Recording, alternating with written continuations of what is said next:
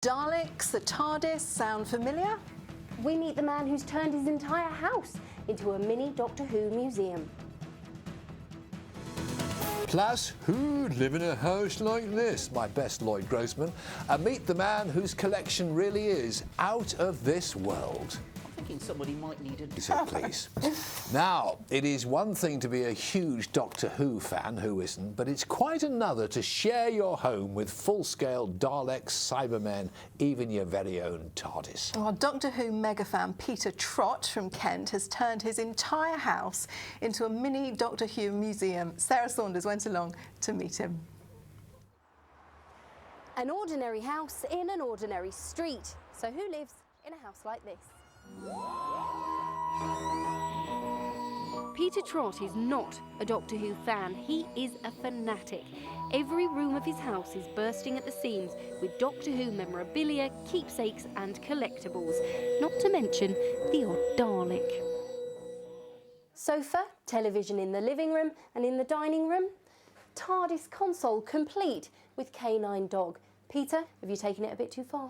Probably taken it a little bit too far, but it's great. If you're going to be a fan of something, if you're going to have a passion for something, why not Doctor Who?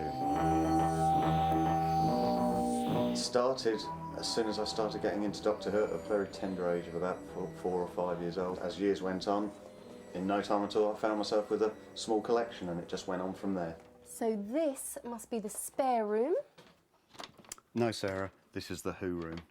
These are my Daleks and my Cybermen and Davros. I've given them all names just for a bit of fun. This one's Eric, that's Bernard, that one's Clive, and right at the end there we've got Derek. And in the garden shed, most people keep a lawnmower. But I have a Dalek, and his name's Dusty, and he's a 1960s kids fairground ride. Used to be able to put 10p in him, and he'd move around. What a fantastic tour. I'm off. It's not going to go anywhere. It's not real. Sarah Saunders in Paddock Wood for Meridian Tonight. You stay with us, Sarah. We're very fond of you. We've done a George Michael job. Now, someone who remembers some of the earlier Doctor Who's, though he doesn't look old enough, of course, is our very own Simon Perky Parkin. And Simon, apparently you have built your very own TARDIS in your back garden. Is that really right?